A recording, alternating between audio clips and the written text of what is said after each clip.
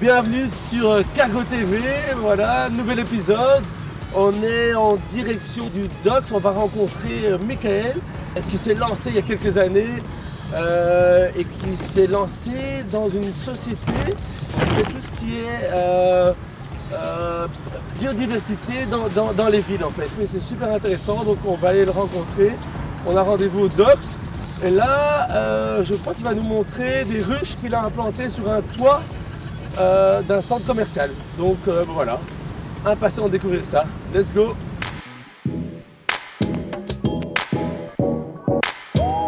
Alors bienvenue sur Cargo TV. On est avec Michael qui a lancé une société qui s'appelle Biodiversity il y a quelques années maintenant. Il va nous expliquer un peu plus en détail ce qu'il fait. Voilà. Bah oui, écoute, nous on crée de la valeur avec la biodiversité. Donc en fait, on voit la biodiversité comme une manière en fait d'avoir de l'impact pour les clients, mais pour les parties prenantes aussi. Okay. Et donc il y a moyen avec la biodiversité d'améliorer la qualité d'un immeuble, l'esthétique d'un immeuble, le bien-être des personnes. Ouais. Et un des outils qu'on a développé qui est assez connu en fait est lié à l'abeille et permet en fait de monitorer l'environnement via l'abeille. Okay. Donc il n'y a pas d'outils aujourd'hui pour contrôler des polluants agricoles, des polluants industriels ou de la biodiversité sur des larges surfaces en fait. Et l'abeille, l'avantage c'est qu'elle couvre une zone de 700 hectares pour se nourrir. Okay. Et elle ramène, en fait elle va prendre du pollen, donc des milliards d'échantillons de pollen qu'elle ramène dans la ruche. Et le pollen en fait il contient l'ADN des plantes mais il capte aussi les polluants. Okay. Et donc on analyse ce pollen pour vraiment dresser un bilan de l'environnement et puis pour proposer des solutions, que ce soit travailler avec les agriculteurs pour limiter les pesticides, limiter les polluants industriels ou bien replanter correctement pour améliorer la biodiversité. Donc ça c'est ce qu'on fait beaucoup. Génial. Et c'est quoi un peu vos clients? C'est des sociétés, c'est des grosses sociétés? Alors il y a des pouvoirs publics, donc des villes, des communes, des régions. Il y a des sociétés de type... Voilà, des sociétés dans l'immobilier, on verra Dox par exemple, Elia, voilà, le Dox que voilà. Il y a beaucoup dans le secteur de l'eau, donc la protection de l'eau, des captages et autres, le recyclage, l'industriel, l'immobilier, l'infrastructure, des ports, donc voilà. Mais on est actif dans une dizaine de pays maintenant, en Europe, aux États-Unis. Toi, tu as commencé ça tout seul, c'était quoi? Tu t'es dit, à un moment donné, il faut que je fasse quelque chose pour la nature, c'est quelque chose qui était en toi, quoi. Ouais, moi en fait, avant j'étais avocat et puis j'ai travaillé dans l'immobilier, je ne voyais pas beaucoup de sens, donc je suis parti voyager un an en Amérique du Sud. Et là j'ai vu beaucoup de gens souffrir en fait des changements climatiques. Et je suis rentré en me disant, ça n'a pas de sens tout ce que j'ai fait jusqu'à aujourd'hui, donc allons dans ces directions-là, dans l'environnement. Et j'ai rencontré là en fait, mon associé qui s'appelle Bak-Kim Nguyen, qui est un expert en fait de la problématique de la disparition de l'abeille et de la biodiversité. Et lui voulait créer un projet, donc on s'est mis ensemble avec une passion commune, on va dire. Il y a combien d'années de ça? C'était en 2012-2013, début 2013. Et depuis là, comment ça a évolué? Comment ça se passe? Ça évolue bien, maintenant on est une quinzaine dans l'entreprise. Pas mal. Voilà, ça a pris une toute autre dimension évidemment, plusieurs pays comme je le disais, et puis beaucoup d'impact en fait. Aujourd'hui on impacte plus de 70 000 hectares par an. Et on est au Docks, on va visiter les rues, c'est ça hein? Alors au Docks, on a fait des aménagements en faveur de la biodiversité, donc sous l'immeuble pour rendre le site plus attractif. Et il y a des ruches aussi en toiture qui permettent de monitorer justement l'environnement ici dans toute la zone, tant en termes de polluants que et donc après les données sont partagées à d'autres parties prenantes qui peuvent agir. Et voilà, là vous voyez aussi un autre projet. On est où là? On est au Pont Van Praat en fait, donc il y a Dox d'un côté, il y a Elia de l'autre. Et là aussi vous avez travaillé pour eux? Voilà, et Elia fait des aménagements aussi en faveur de la biodiversité sur leur site.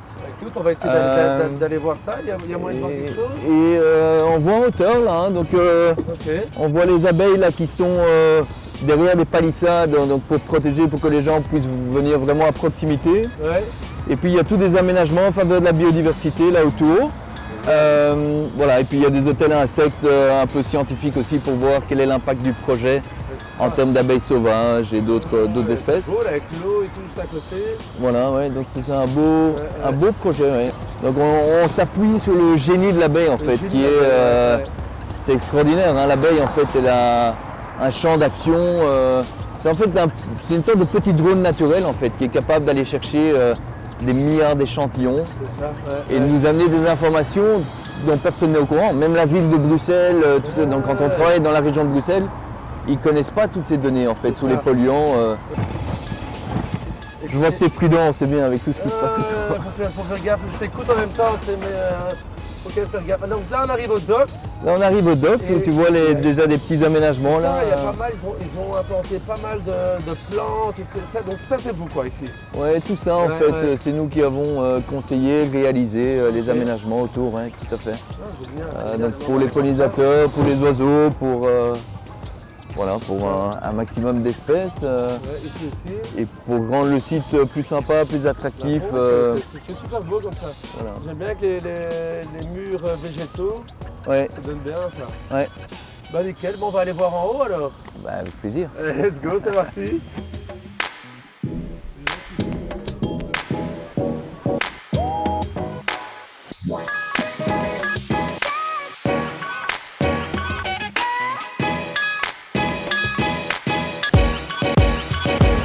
Let's go.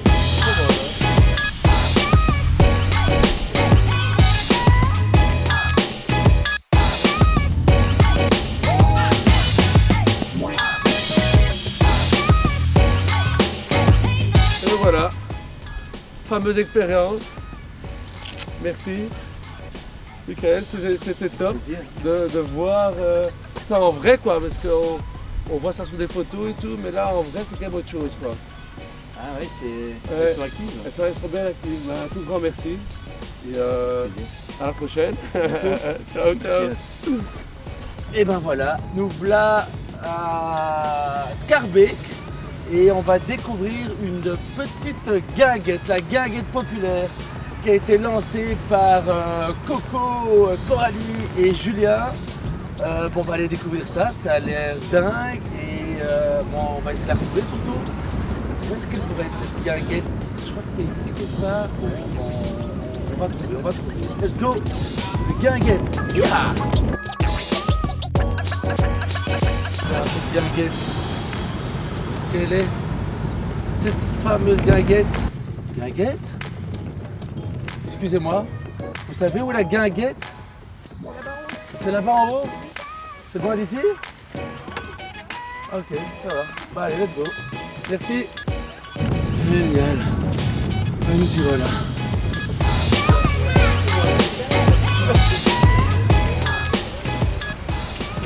Et ben voilà, ça y est, je l'ai trouvé. Julien est parmi nous. Il est dans mon cargo, trop content. On est pas loin de la guinguette. On fait un petit tour dans le parc Josaphat, super parc. Et on est avec Julien, un des fondateurs de la guinguette, Ouais. qu'il a repris il y a quelques temps. Et Exactement. il va nous expliquer un peu comment ça s'est passé. Vas-y, explique-nous tout, Julien. Eh bien, en fait, il y a quelques temps, donc il y a un peu plus d'1 an maintenant, on a repris donc la guinguette populaire avec mon frère et un troisième associé. Et bon, voilà, l'idée, c'était on a eu l'opportunité avec la commune de Schaerbeek de participer à un appel à projet et de proposer un établissement dans le haut du parc Josaphat. Alors un parc qui est top à Schaerbeek, où il se passe de plus en plus de choses. Pour l'instant, il y a un événement qui est Park2Be. Il y a deux, trois guinguettes restaurants dans le parc, un café dans le parc. Et donc voilà, il y avait déjà un truc qui existait, mais où il n'y avait pas vraiment de concept, et donc la commune voulait en faire vraiment quelque chose de sympa. Ok. Et donc on a fait un appel d'offres, nous on a remis un appel d'offres et on a nommé cet établissement la guinguette populaire. Populaire, ben voilà. Populaire parce que tout le monde est le bienvenu. C'est vraiment un établissement qui était là depuis longtemps, c'est ça, hein? Alors historiquement, le parc Josaphat était connu pour le tir à l'arc. Ouais. Et il y a toujours un club de tir à l'arc qui est là, qui est le San Sebastian. Et donc en fait, en gros, c'était deux équipes, deux clubs de tir à l'arc qui s'affrontaient souvent. Ok. Et c'était historiquement la buvette Mon Plaisir. Et donc, alors pourquoi populaire? Pourquoi est-ce que nous on appelait ça guinguette populaire? Parce que on voulait garder effectivement cette mixité au niveau des clients dans le parc. Et aussi pouvoir permettre aux personnes de soit de venir boire un verre et manger, soit de venir juste manger, et tout en proposant des plats qui sont accessibles en fait, à tous et pour tous, et une cuisine beaucoup axée sur le partage. Ok. Et donc on peut manger et boire chez toi. Exactement. C'est ça. Ouais. Alors le concept, le midi, ce sont des piadines et des fougasses. Donc c'est plus une carte, on va dire lunch, qui vient entre collègues, entre amis ou avec les enfants le mercredi après-midi par exemple.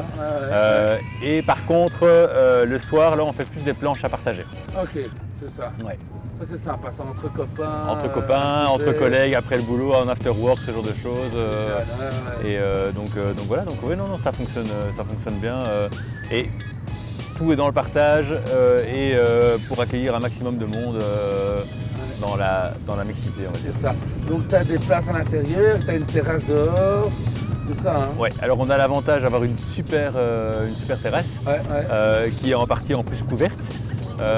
Et on a aussi quand même une chouette surface à l'intérieur. Clairement, on va dire que la plus-value, surtout en cette période après Covid, etc., pour nous, c'est clairement la terrasse, quoi. La terrasse, Et c'est plutôt des gens du quartier qui viennent ou il y a des gens un peu partout?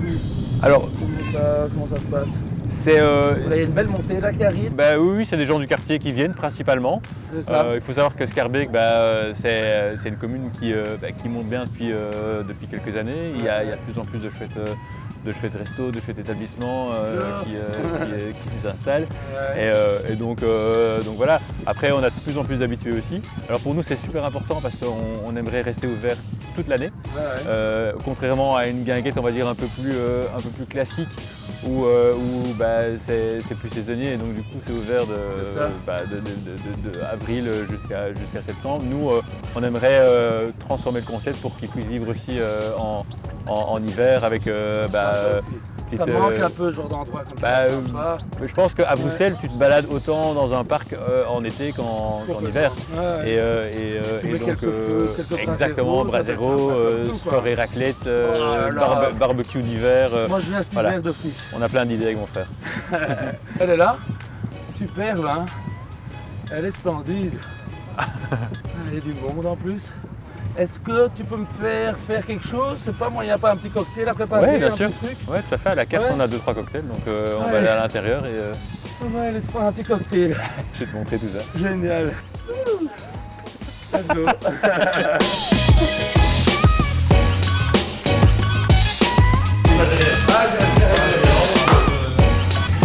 Comment ça marche un peu? C'est quoi la base?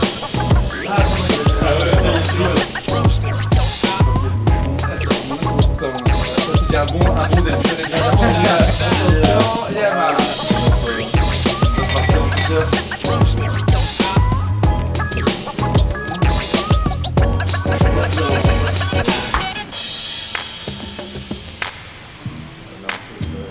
C'est pas mal, hein? Voilà.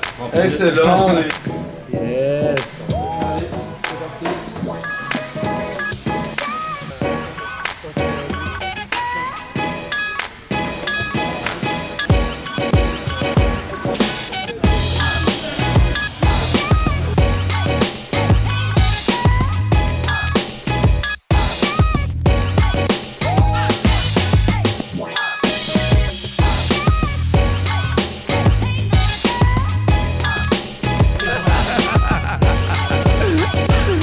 Ça va aller.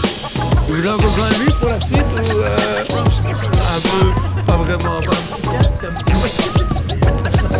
Voilà. La confiance est là quoi.